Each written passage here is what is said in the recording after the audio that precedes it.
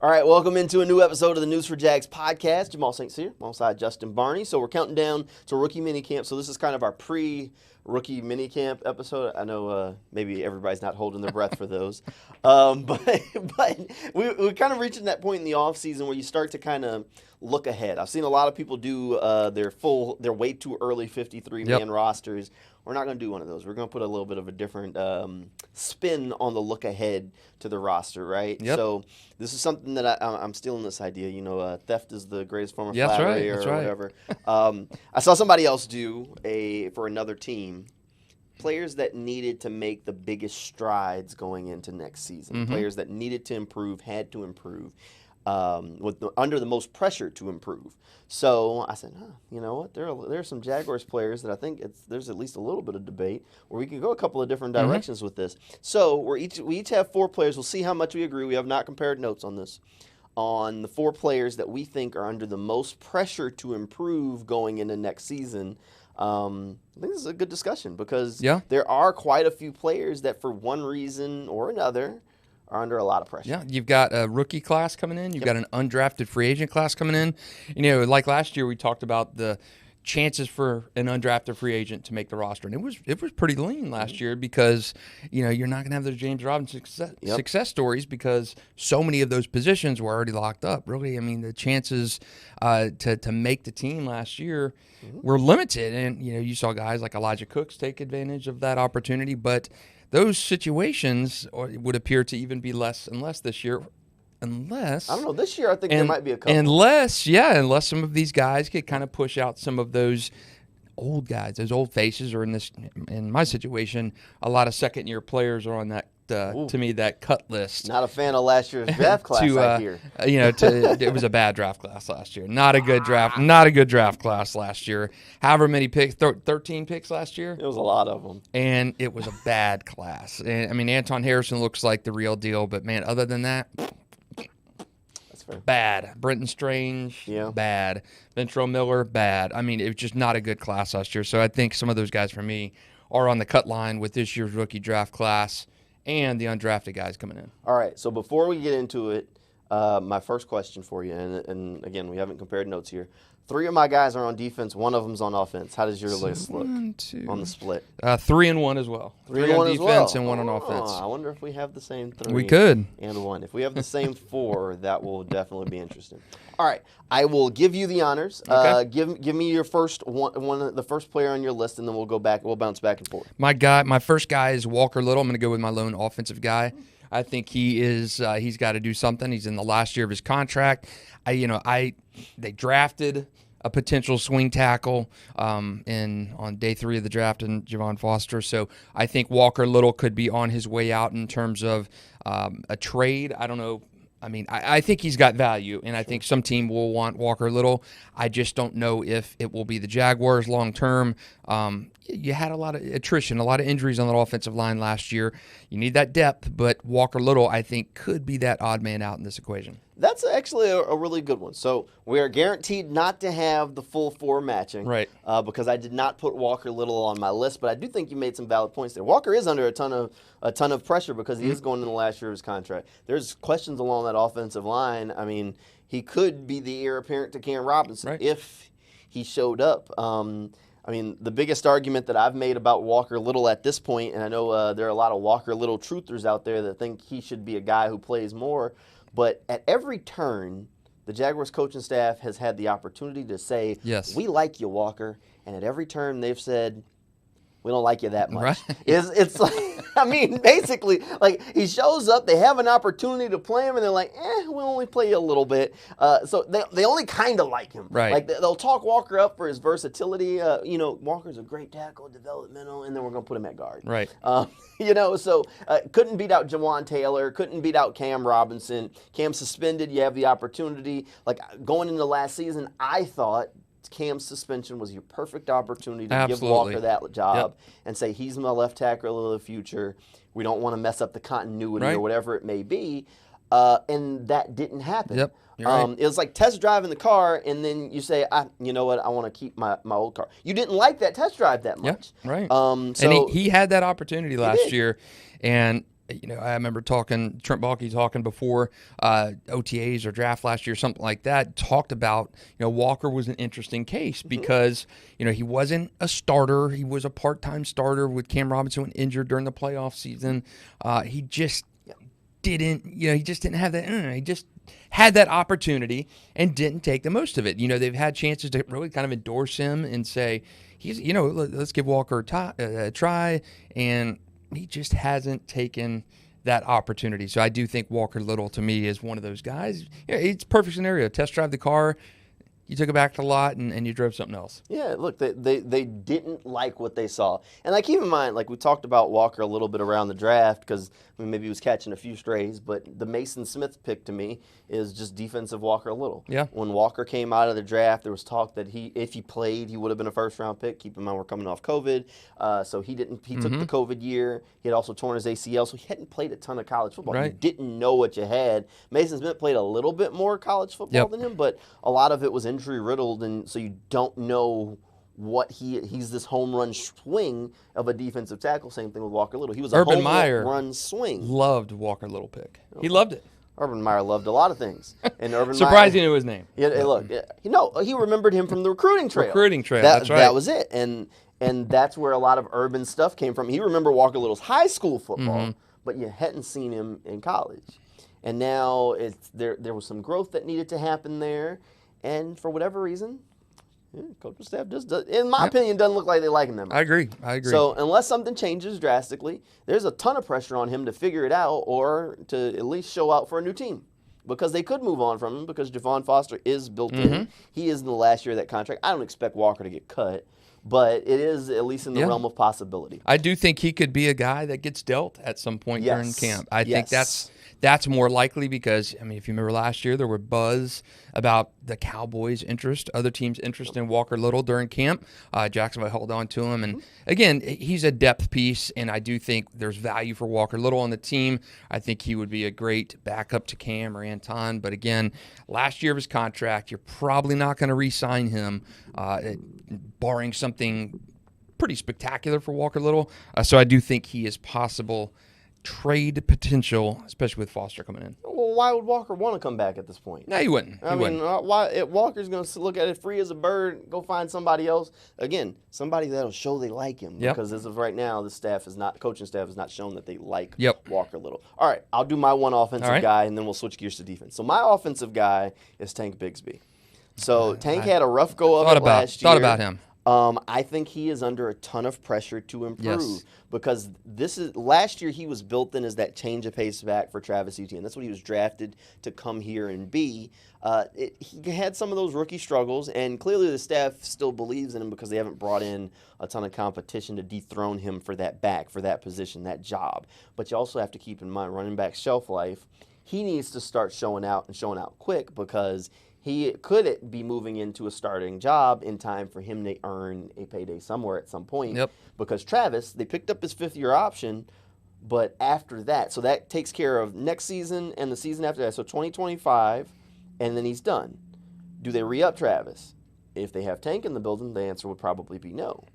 But Tank has to show out and has to make them feel comfortable on moving on from that. So Tank has, I think, some pressure on him to show up because they do need that change of pace back. They need that big back for those short yard situations, and they need him to step up, or he's a guy who could find himself in trouble. Right. I don't think he's in a spot where he gets cut, but he does fall down the depth chart. And keep in mind, at the very least, when we start doing those way too early 53, we're talking about them possibly keeping 4 running backs because of the kickoff returner and Keelan Robinson. So, it is going to be at least in the conversation. Do we got to keep 4? Yeah, I totally agree. You've got Dearness Johnson, who is a darn good back last year, very reliable. Tank had a terrible rookie season when you look at it as a whole. Just did not. I think the fumbles, the interception off his hands, just not a good season. It seems like the times where Tank got on the field to make an impact, it was the wrong way, a penalty, a fumble. He had the fumble problems and stuff, and you knew he was in the doghouse. And Doug Peterson really kind of endorsed Tank. He was a rookie. He's struggling and stuff, but we still believe in Tank and all that. But, again, with that new kickoff return rule, you got Devin Duvernay. You added him in free agency. You drafted Keelan Williams, who is not going to be in the running back equation probably. He's going to be that second kickoff returner kind of situation. You've got Parker Washington still, who could be that additional kickoff returner as well. So, yeah, I think Tank Bigsby, that situation makes perfect sense because it's a numbers game. Yeah, it's a numbers game. At the end of the day, that's what it's going to come down to. All right, so let's switch gears over to defense. So we both have 3 more guys. Yeah, 3 more guys. All 3 of them are on defense, and we'll see how many of those match up. I have a feeling at least one of them will. Justin, I'll let you do the honors of your first defensive guy. My first one's a big ticket guy, Devon Hamilton. Okay. And the reason for Devon Hamilton, I think if his contract was a little more favorable, I think you would probably be, if training camp came around and you're looking at Devon Hamilton again, and you've got these rookies, he's second round. You got day 3 rookies, defensive tackle. You got Eric Armstead in there. You got Roy Robertson Harris back. Where's Devon Hamilton fit into that equation now? He had a terrible last season. He had a back injury in camp, an infection, and it just got worse. I mean, we're not talking like a knee sprain or something like that. This was a tissue injury, and it spread, and it was terrible. And it was a bad season for Devon. I think he wants to forget about it, but this is a production-based business. You make a lot of money against that salary cap, and you played 7 or 8 games. You weren't really able to even come close to matching that production. Why they gave you that big contract extension. And I do think when you got guys coming in, free agents and draft picks, I think, again, a numbers game could squeeze Devon Hamilton out if he comes back in camp and he just kind of carries over from last year where he's not the same player he was pre-surgery, pre-injury. So I do think he's a guy that really has he's got a lot to prove either way, but I think with the competition that they brought in for him, or the competition they brought in for that defensive line, the onus for Devon to kind of pick up the pace where he left off before he got the big contract is massively increased. No argument with me on Devon. For me, I definitely think he's under a lot of pressure. Didn't pick him because I had a feeling that he would get discussed one way or another. So I didn't go the Devon route. Right. But I think he is under a ton of pressure. He did sign that extension, and then last season obviously wasn't great. Yep. They did draft some guys that could take some of those snaps away if he does not show back up. And look, at every turn when they talk about what they need on that defensive line, in the middle of last season, Doug Peterson kept saying, if we can get Devon back, the defensive line will be okay. If we can get Devon back, and they've said it again this offseason, look, Devon Hamilton's going to be a big part of what we do on this defensive line. If he's not back, then you have to replace him. Right. And at some point, you may have to come to the realization that maybe it doesn't come back. Mm-hmm. He's got a lot of dead money, though, if you were to move on from him. Right. I don't think he's going to be on the team this year. I think he is here in Jacksonville this year, but he is a guy under a ton of pressure that they need to be a big part of the defense moving forward. And you hope last year was just an aberration and he just wasn't comfortable, and he's got a whole offseason to get healthy and stuff. We said this last time. He looked like the best defensive player in training camp last year. He looked phenomenal last year in camp, and that's why it was so disappointing, and obviously for Devon too. I mean, this is not an injury that was you twisted your ankle or something, or jammed a shoulder. I mean, this was a pretty severe, really non-football injury. It was an infection in his back, and it's just not a situation that was really something that you see a lot in football. So you wonder how that affects his psyche and stuff. You need Devon Hamilton to be back how he was playing the last training camp. We'll see. I think Devon will be back. We'll get a look at it as the OTAs and minicamp get to rolling, and then later on during training camp, we'll be keeping an eye on Devon. All right, so I did pick a guy that's on the defensive line near Devon Hamilton, but not Devon, Roy Robertson Harris. Okay. So Roy is a guy that signed an extension after last year, just like Devon did, so big money contract as well for him. And now they've gone ahead and moved on to the point where Roy is no longer a starter on this team, at least when you look at it on paper. So that's never great. And not only that, he's now behind a high-paid starter in Eric Armstead, who is expected to take a lot of those snaps at his position. And you turn around and you draft Mason Smith, who is another guy who now you have in the pipeline, young rookie that they want to get snaps for, that plays the same spot. So there's definitely some pressure on Roy to show up and figure it out. Now, the thing is, with his contract, he's on the team this year. Yeah. And he's probably on the team next year because the dead money, again, outweighs the cap savings for the next 2 years. So that contract starts to look bad, but they're going to start looking for options. If Mason Smith shows up and Roy doesn't, they're going to be looking for things to do. Now, there's a possibility that playing less snaps and in this rotational role allows Roy to stay fresher, and you can make the argument that he's going to be able to be more impactful. Because over the past couple of seasons, injuries have forced him to play and basically not leave the field. I mean, play a lot of snaps. And that wears a guy down in those positions.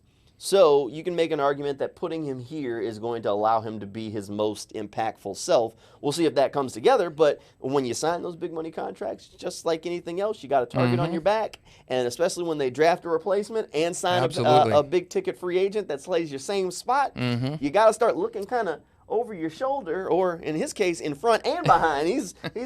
So I think Roy's got some pressure. Yeah, I agree. Totally. It's contract. You put that, it's great to get paid, those zeros in the bank account, but you also put that big target on your back. That's it. When things start breaking down and not going well. I mean, Devon Hamilton, you figured his ceiling was as high as it was. You draft and develop guy out of Ohio State. They rewarded him last offseason, and then boom, you have a freak injury and it claims more than half your season. You're not effective when you're back out on the field. You know, Doug last year was asked quite a bit about Devon, and they kind of just say, we're kind of the same company line. You know, we're trying to get Devon comfortable again. We're trying to get him back out there and get that confidence back up. So, you know, what happened last year to him was again, you get that big money contract, and the reason you're asked about Devon so many times is for what he has done on the field, obviously, but what he's getting paid too. I mean, it's a lot of money to pay a guy when he's on the shelf. And you add the draft picks this year coming in and at those positions and stuff, it just makes it kind of a logical question.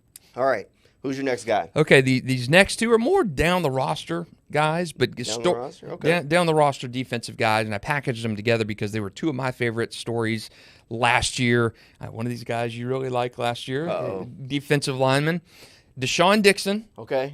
Loved Deshaun Dixon. He was converted, moved him down the line, and then Jeremiah Ledbetter. Okay. Those two guys I kind of packaged together because they had similar stories, great seasons last year for their purposes. We talked about those guys a lot. Ledbetter we talked about quite a bit.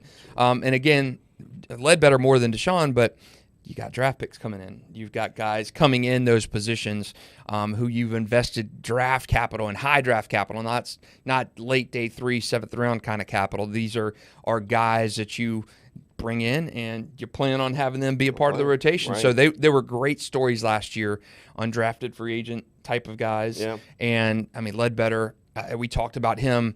I mean, I can't remember who you talked to. Defensive line coach Buckner, right? Yeah, he gave you kind of the tip on Ledbetter, and he was good. Yeah. Ledbetter was very good, and you love those stories. But to keep their spots on that roster, you're going to have to overperform once again, and they did last year. And I know those are more bottom of the roster type of guys, but those were guys who were actually Ledbetter more than Deshaun, impactful last year in the types of rotational roles they played. So those are two of my guys at the number 3 spot. Look, when you have a change of coaching staff, those kind of bottom of the rotation guys are normally the ones, those glue guys. You have turnover there. Yeah. For one reason or another, the previous coaching staff grows to love them. I mean, you saw it with a guy like Dewan Smoot, who went to Buffalo and signed a contract with the Bills to move on. He was a glue guy with the previous coaching staff and the staff before that. Bad injury, though. But a bad injury, and ultimately the staff didn't necessarily see the fit for him here in Jacksonville. He saw his best opportunity somewhere else. Same thing could happen with these guys who are both very cuttable once camp rolls around. And you have young players, you have some undrafted free agents coming in that'll also fight for those spots. And those are the guys that they're going to have to fend off. Those are our people. I mean, I'd throw, if you want to lump another guy in there, Adam Gostis. Yeah. Adam Gostis is another guy who played a lot of snaps, but in the shift of scheme, you went from an odd front to an even front. You're going to do some things a little bit differently, and they've drafted 2 defensive tackles, plus they used a 7th-round pick on a big old defensive end who's raw, and that they're going to want to say, oh, we're going to develop this guy because of the traits. Those kind of guys are under the microscope of, if you're not playing, Why aren't you playing? Do we want you here? And would we be better off to save a little bit of money and keep a young guy? And that's got to affect it. I mean, Gottis is a multi-year veteran. Yeah. So just those step increases to become that veteran, It just adds up. takes you up. It's like a Caleb Chase on. I mean, when he obviously was not worthy of that first round pick, Sure. but if you wanted, I mean, he was a depth piece. Yep. And again, you could bring Caleb back, but a year 5 guy as opposed to a UDFA guy, you're talking that money increase right there. And for a team, Jacksonville's not a bad salary cap spot, but when the banknotes come due, that's going to makes a difference. It makes a dent in there for sure. You got to save money where you can, especially you're getting off that rookie quarterback contract time. At some point, Trevor's got to get paid, whether it's before this season. I think it will be. But whether it's before this season or next season, regardless, at some point, the guy's going to get paid. He is. And all of a sudden, that inflates the salary cap, and you have to save money where you can. Yep. All right, so you went with another group on the defensive line. I'm going to go with the guy that I do think is on your list. Okay. Tyson Campbell. No. Not on your list? He's not. Oh, man. All right. So maybe we do have individual lists here. Tyson Campbell, I think, is under a ton of pressure. Keep in mind, Tyson's in a contract year. The Jaguars have shifted a scheme to a more press man heavy scheme, and that puts extra pressure on your corners. And all we keep saying is, all right, well, the Jaguars have Tyson Campbell on one side, but who's starting on the other side? And so you're penciling in a guy, Tyson Campbell, who had a bad year a year ago because of injuries. So I am 100% willing to give him a mulligan because of the injuries a year ago. Those were real. Those things happen. It just pops up. But if you think about his NFL career, you've seen really one good, complete season of football. Year 2 was good from him. Year 1, the back half of it you liked. Right. Because the first half of his rookie season struggled. So you got to figure out what you got in Tyson. And I've said here on the podcast that I'd have tried to re-up Tyson this offseason, go ahead and get him locked up, but I think he's under a lot of pressure. He's going that gamble on. He going to want a bigger contract than what he would get now if he re-up, which means he's got to play well. And in this scheme, it puts a ton of pressure on the secondary. Those guys have to be in position and play well, because if you play press man and your corners don't play well, it's going to look bad. Yeah, and Tyson was a guy I had on my list, but I'm like, no, I believe in Tyson. I like Tyson. I think he's more year 2 kind of guy than he is first half of year 1 and then year 3. I mean, year 3 I think was a complete waste just due to injuries and how things work. But Tyson was on my list. He's kind of my first guy out, along with a linebacker I'll bring up in a minute. But, yeah, I mean, you've got to bounce back. If you're talking – what Tyson is thinking about getting, I mean, Tyson's gonna look at one of the top defenders on the team kind of market deal coming next year if he plays well. So yeah, you've got to kick the tires on him. Obviously, you would like to draft, develop, and pay those guys. Andre Sisco's another one. He's in a contract year just like Tyson. He's going to get paid at some point. So you want to stack those years. I mean, Sisco's been a little bit more consistent than Tyson, but I do think Tyson, even in this new Ryan Nielsen defense, will look good. I think he will get back to more Chick-fil-A's closed on Sunday kind of Tyson that we've seen early on. And this isn't me knocking Tyson. I don't think he's a cut candidate, but I do think there's a ton of pressure on him to go out there and succeed this year. All right, who's your last guy? Okay, I've got another pair of guys. Another pair? All right. Now, I went – my odd man out were Tyson Campbell and Chad Muma. So those were 2 that did not make my list, but I think they're a massive pressure on them. I mean, Muma, again, talked about this. I think that was a terrible draft pick at the time, and he's just not been able to get on the field. And Tyson is – you got to have a good year for Tyson. Your contract year, you're really the best corner on the team, and there's no question about it. But these 2 guys are guys from last year's draft. And, again, to me, last year's draft, when it's all said and done, has the potential to be one of the worst in terms of from top to bottom that the franchise has had. I mean, you had 13 picks, and you really came away with one guy you feel pretty confident about, right? I mean, you just don't feel like there's a ton of value in those 13 picks. Well, I mean, there's 2 guys, and one of them's my last guy. So we'll talk about him. But you feel good about Anton. Yeah. I mean, maybe you'll get a couple of them along the way, but a lot of them were so day 3. Right. But, yeah, it was rough. It was rough. So my last 2 guys, Ventrell Miller. Okay. I think that pick at the time, again, was one of those head scratchers again. I mean, why? I mean, he had injury concerns, never really got on the field. And the other guy's Cyr Abdullah. And I think, you look at the pass rush needs last year, and you and I talked about before the draft, and Frank Frangie talked about, I remember on one of the draft shows with us, was, you got to pay attention to that draft, that pass rush as need significantly. And their answer to that was Abdullah, and he just did not feel that. And I know, Trent Baalke and Doug Peterson have said, he's a fastball. We like what he's got, but that was Mike Caldwell. Mike Caldwell. So I mean, and he's gone. You didn't see that production on the field, and you almost redshirted him. Ventrell IR all season long. So those two guys, new defensive scheme.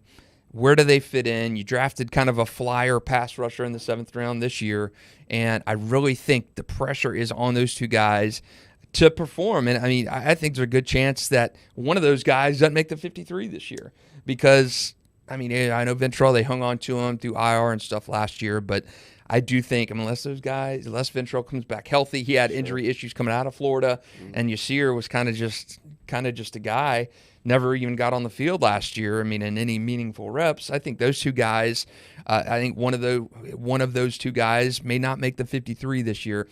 So huge pressure on those guys. Can Cyr be that kind of guy, to be that change of pace guy, be an improvement over a Caleb Chason in that reserve role, back up to Josh Allen kind of situation? And Ventrell, I mean, can you stick on the roster? Can you overcome those injuries? You had injuries at Florida. You started your NFL career with an injury, and you're on IR all season.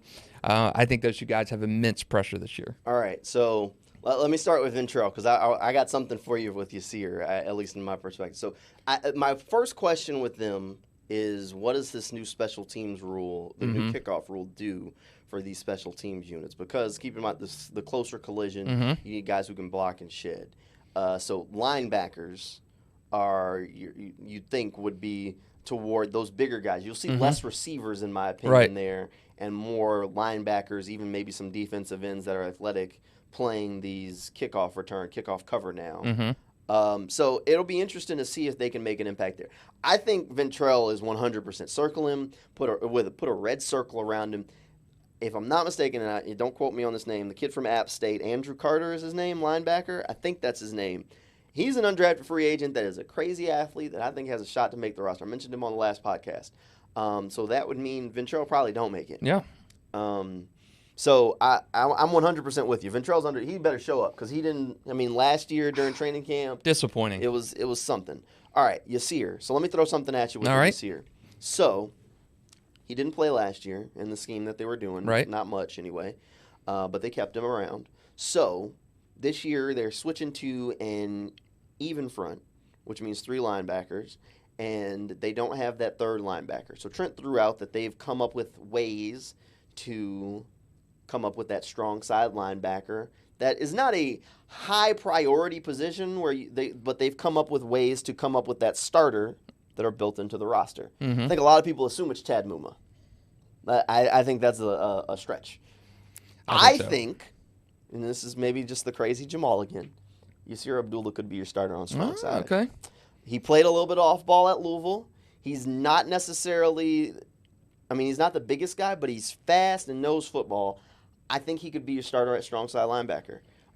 Pressure to go show it and prove it, but that would give you some flexibility there. He's a guy who, your strong side backer in the NFL is not going to play more than maybe 15, 20 snaps a game. But now you got a pass rusher there as well, so if you want to blitz that guy, all of a sudden it gives you a little bit more flexibility to keep him around. So there's your pressure. That's my my dart there. You would lean more right now. That's a point in the offseason. Cyr's on the roster, Ventrell maybe squeezed. That's kind of how I see it. I think Cyr is going to be competing for a starting job. Okay, while Ventrell at best is a special team. I don't think both of those guys are on the 53-man this year. I think one of them makes it and one of them's out. Yeah, I agree with you on that one. All right, so my last guy. So you were talking about last year's draft class. And I debated between two of these players. So I debated between a player that you mentioned with Tyson. I debated about Andre Cisco. But as I was thinking about Cisco, I ultimately landed on this guy from last year's draft class. Antonio Johnson. Oh, wow. Oh, man. So that's why I didn't bring him up when you said last year's draft Interesting. class. So I think Antonio is under a ton of pressure. And let me give you my pitch. All right. So at the league meetings, Doug rolls in. He says, look, we penciled in Antonio as a starter right now. Darnell Savage is our nickel back. And we got Cisco as our other safety. Keep in mind, Cisco's on an expiring contract. And then the draft rolls around. So you go and you draft a guy like Jarian Jones, who at Florida State played a whole lot of nickel corner in the slot. So now, all of a sudden, you have competition with Savage in that spot. So now Savage is competing maybe. Savage is going to play one way or another. Johnson isn't guaranteed. So Johnson has to play good enough that they feel like the combination of Savage and Johnson, that 3-safety look, is better than having a traditional nickel with Jones in the slot and Savage playing safety. So Johnson's competing there to convince them to do this 3-safety look. But also, the reason that got me to him is Cisco being in the last year of his contract. If Antonio plays well enough, maybe you let Cisco walk, and then you go to Savage and Johnson as your 2 safeties for the next season. Right. And then you don't worry about paying Andre. But you can only do that if Antonio plays well. And as a 6th-round pick, the possibility of being able to earn a starting job in your 3rd season, that doesn't come around often. There's no promises there with that sort of draft selection. So I think that's a ton of pressure. He is one of the few players on the roster where he has an opportunity to earn playing time and almost lock himself in for a guaranteed starting position the next year. Right. Or not play at all and just be regulated to the bench. So the pendulum could swing one way or another. And I'm an Antonio. He was on. You're a fan, I know. He was on my guys list before the Jaguars drafted him. Think he's fantastic. Got a chance to sit down with him before the draft. He's really excited, working hard. So he's got a chip on his shoulder and a point to prove. But I think there's a lot of pressure there. Oh, that's a surprising one for me. To improve and perform because of some of the factors around him. Because Savage is brought here possibly to be the nickel or possibly to be a safety, and you draft a nickel cornerback. So now you got to play good enough to convince them to leave the nickel cornerback they drafted on the bench. And then you also got to show them, I could be a starter at safety. Right. Because, all right, well, you got a safety that's going to be a free agent. You want to save some money? We're good. So there's some pressure there. Now, it would have been nice to take that 2nd-round pick last year and use it on Brian Branch, who the guy you really wanted, who had an outstanding season, and safety would have been sealed and been perfect. Then they'd have been good, but they didn't do that. But so I think there's a ton of pressure on Antonio. Yeah, makes sense. I would not have seen that one coming. There you go. Because you just kind of assume that Antonio, I mean, you've spoken really highly about him, and I know you chatted with him a couple weeks ago before the draft, but you've been high on Antonio he had 3 picks. He played well, and that's surprising. That caught me off guard a little bit. There you go. See, I thought that one in my pocket. Yeah, that was surprising to me. I thought we'd have varied lists. We ended up having a completely varied list. I thought we were going to meet on a couple of them. I thought for sure you had Tyson on there. He was on my cutting board. So I went with Antonio because I was leaning towards Cisco. And because basically the same argument as Tyson. And then as I was thinking about Cisco, I started to land on Antonio's pendulum swing, where he could almost lock himself in as a starter for the next season, or he could be regulated to the bench for the foreseeable future because now they've read up 2 safeties. So this season, ton of pressure, hugely important for the direction of his career here in Jacksonville. Yeah. 6th-rounder. I mean, he had a great rookie season. I mean, by all metrics, because if he doesn't have that hamstring at the end of training camp, I think he's in a little bit of a different position because then he's available to start the year. He was getting reps with the number 1s throughout camp. Yeah, great season for him. We'll see how that all comes together. I think we had some good lists here. I think there's a lot of pressure to go around on this. I think there's pressure on this team as a whole. Here's one thing I want to throw at you before we wrap it up, because we're a little over 30 minutes, which is fine. We don't have a time limit on these things. We just kind of go until we get bored. So I got one more question. All right. That I think is worth questioning, since we're talking about people under pressure next season. Who on the coaching staff or front office is under the most pressure? Is it Trent? Is it Doug? Is it Press? Who's under the most pressure, not player-wise, but anybody in the administrative role on the team? I think it's I think Ooh, Balky's always under pressure, but I think it's Press Taylor. I think with how the offense regressed last year, how the questions about play calling, who's going to call plays. I mean, there was so much vitriol aimed at Press Taylor, and I think it's massive. I mean, the questions came all the time last year. I do think there is a lot of pressure. Obviously on pressure to go around everywhere, and I think there's always pressure on Trent. But I do think Press Taylor, he's got to prove himself. He's not. You've had this cocoon of Doug Peterson support during his time in the NFL, and at some point you got to produce. In the second half of the playoff season, he did. He called good games, that comeback against Chargers, all that stuff. But the offense was bad last year. Trevor Lawrence regressed. There were issues. You couldn't run the ball. There were some head-scratching play calls.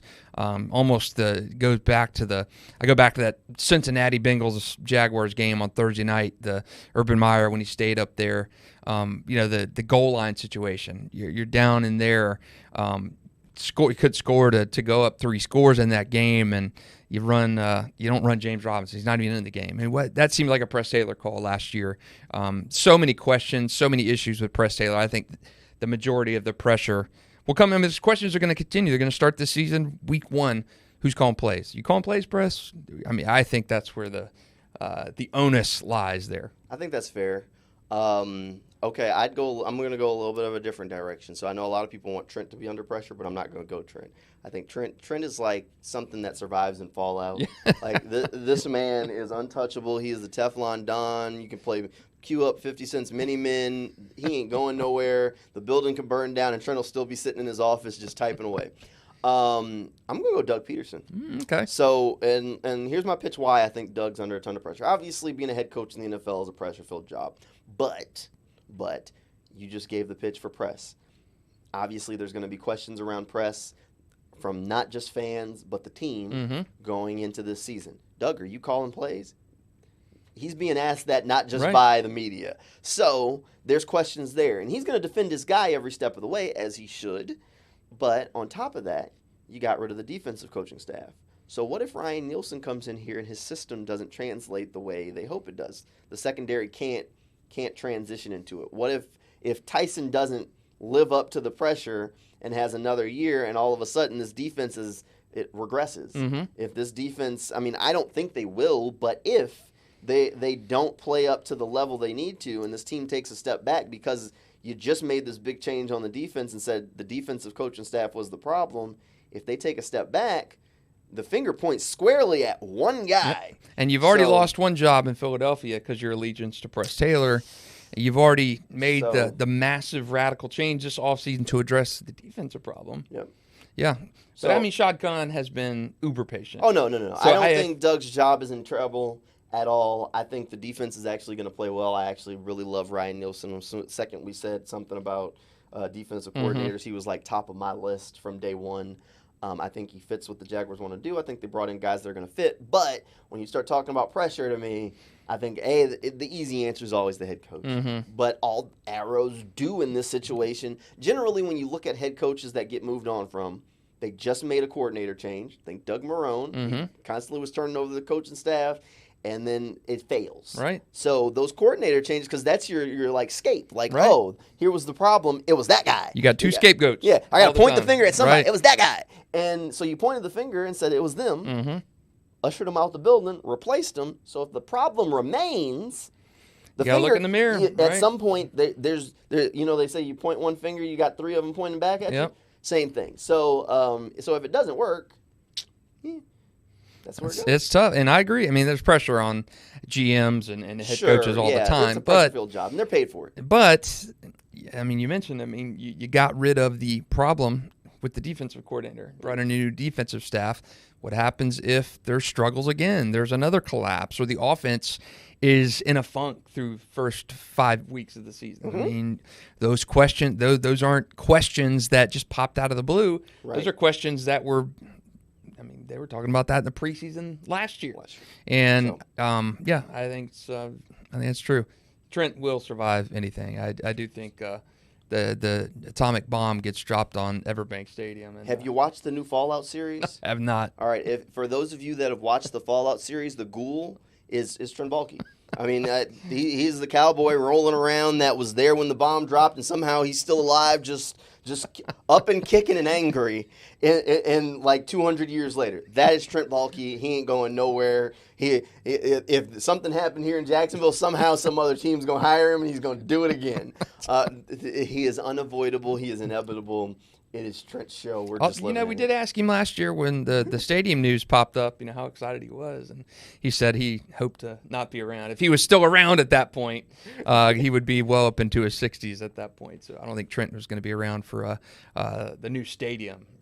From his words. We'll see. The new stadium has to get approved, so we can have a finalized timeline on that first. We are keeping an eye on that, and whenever that is done, we'll bring you a podcast and kind of talk about it. But a busy week, though, too, this week for Jags news. We got the schedule. Yep, schedule rolls out later this week. Schedule out and rookie minicamp. And rookie minicamp's at the end of the week, and then OTAs are right behind that. So we have a few things coming down the pipeline.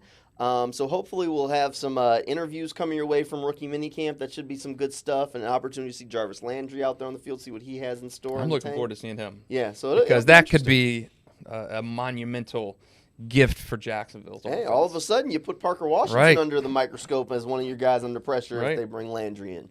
So we'll keep an eye on that, and we'll have some maybe some reaction talk from rookie minicamp coming your way next week. But hey, thanks for hanging out with us here on this News for Jags podcast, and we will see you next time.